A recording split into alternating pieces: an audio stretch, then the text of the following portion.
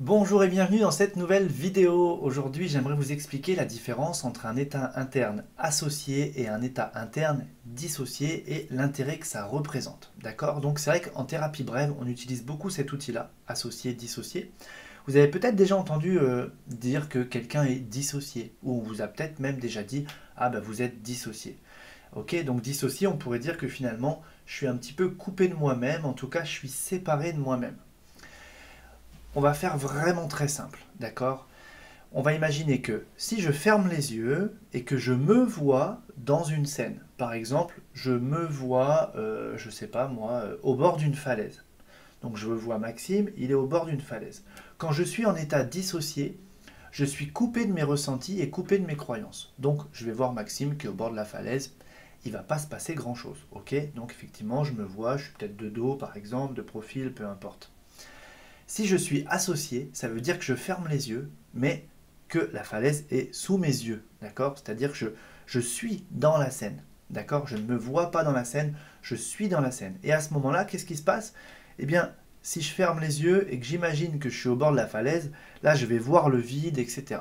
Et quand je suis associé, je suis connecté à mes ressentis et à mes croyances. Donc, déjà, je vais avoir des sensations qui vont se produire dans mon corps. Et si en plus je pense, je crois que le vide est dangereux et que j'en ai peur, etc., je vais déclencher tout un tas de signaux, tout un tas de sensations et de ressentis, puisque mon système, lui, il va croire que c'est vrai. D'accord? Donc je répète, je ferme les yeux. Si je me vois dans une scène, je suis dissocié. Si je suis dans la scène, je suis associé. Si je suis dissocié, je suis coupé de mes ressentis et de mes croyances. Si je suis associé, je suis connecté à mes ressentis et à mes croyances. Et à quel moment ça commence à devenir utile tout ça? Eh bien, par exemple, si je veux me préparer à atteindre un objectif, je vais dire par exemple, je sais pas, moi je veux courir 20 km, alors j'ai pas de notion, mais en un certain temps, mais je m'en sens pas capable. Pour moi, je suis pas à la hauteur, etc. Donc vous voyez, je suis déjà dans des croyances là. Des croyances limitantes où je suis en train de me raconter toute une histoire que c'est pas pour moi, c'est pas possible, et je peux pas y arriver, et que ça va être difficile, etc. Patati patata. Donc vous voyez, là je suis dans des croyances très limitantes. Donc tout ça, ça génère finalement des sensations des ressentis, des émotions qui sont pas très positives. Si je commence à me dire, allez, je me prépare pour cet objectif et je vais faire tant de kilomètres en tant de temps, etc. Donc, ok, il y a une partie de moi qui va pas y croire et qui va se dire, bah non, c'est pas possible. Donc, imaginons, je ferme les yeux et je commence à vouloir créer cette réalité-là. Je vais être confronté en fait à mes croyances et à mes ressentis négatifs et ça va complètement bloquer. Dans ce cas-là, je vais tricher avec mon cerveau. Maintenant qu'on sait ce qu'on vient d'expliquer, on va biaiser le système. C'est-à-dire, je vais commencer par m'imaginer dans mon futur accompli. Non pas en associé, mais en dissocié. Pourquoi? Ça veut dire que je vais imaginer que je suis en train de franchir la ligne d'arrivée dans le temps que j'avais décidé, j'ai couru toute la course et je suis en super forme, je suis souriant, je suis joyeux, je peux célébrer, etc. Vous voyez, je vais m'imaginer au meilleur de moi-même, au top niveau, d'accord? Et ça, je vais le faire dans un état dissocié, puisque je serai coupé de mes croyances, coupé de mes ressentis. Donc, mon cerveau ne va pas refuser d'y croire. Et dans ce cas-là, je vais commencer à visualiser cette réalité-là. Et je vais commencer vraiment à mettre le plus de détails possible. Vous vous rappelez le VACOG? Je vous ai parlé de ça. Visuel, auditif, kinesthésique, olfactif, gustatif. Ces 5 lettres qui correspondent à nos 5 sens. Eh bien, je vais les utiliser. Sur le plan visuel, je vais rajouter du détail. Sur le plan auditif, c'est pareil, ça peut être les gens qui m'applaudissent, la foule, etc. Dans les détails visuels, je peux mettre du soleil, je peux mettre les choses qui sont bien nettes, etc. Me voir, moi, voir mes expressions. Vous voyez, je vais aller chercher du détail sur les 5 sens. Le K de VACOG, c'est pour kinesthésique, donc pour les ressentis. Et dans ce cas-là, je vais me mettre des sensations positives, etc. Ensuite, on a l'olfactif. Bon, peut-être il peut y avoir une certaine signature olfactive dans l'environnement. Et gustative, ma foi, je ne sais pas, mais on peut imaginer je ne sais quoi. Vous verrez bien. En tout cas, on peut aller y mettre quand ça s'y prête, comme ça, des choses sur le plan gustatif. Et je vais comme ça gonfler le truc à fond avec les 5 sens et avec plein de détails. Ok? Et là, c'est-à-dire que je suis en dissocié.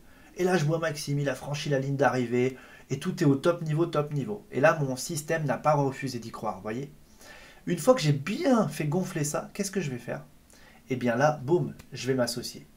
Et cette fois-ci, je vais être à cette ligne d'arrivée et je vais reprendre tous les détails que j'ai projetés précédemment et je vais les vivre comme si j'étais en train de les vivre vraiment. Vous voyez, sur les 5 sens, comme je viens de le dire, on va reprendre.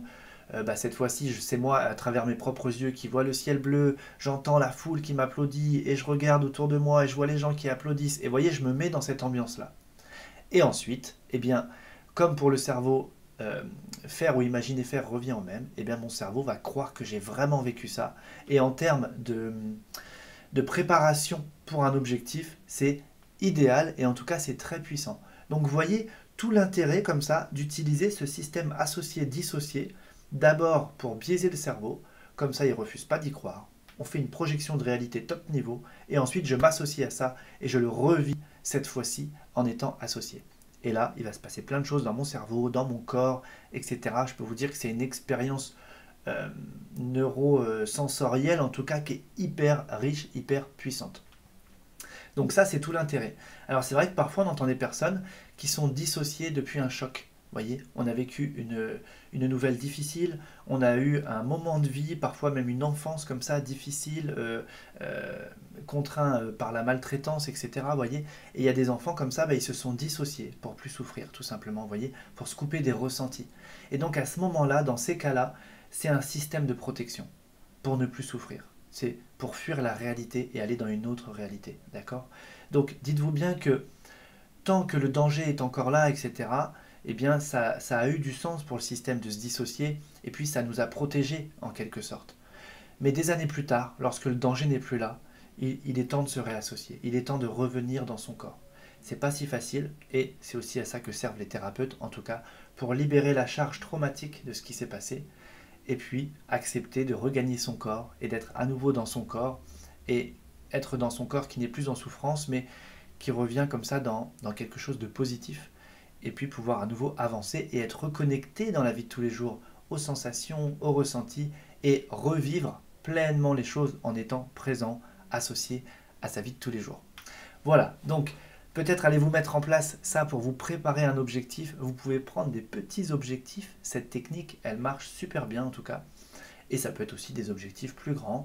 Et puis vous pouvez parfois y revenir et revivre ce que je viens de vous expliquer, le refaire. Mais vous allez voir en tout cas qu'il y a un avant-après qui est assez puissant. Voilà, j'espère que cette vidéo vous a plu. Comme d'habitude, un petit pouce en l'air si c'est le cas. Et je vous dis encore une fois, à très vite.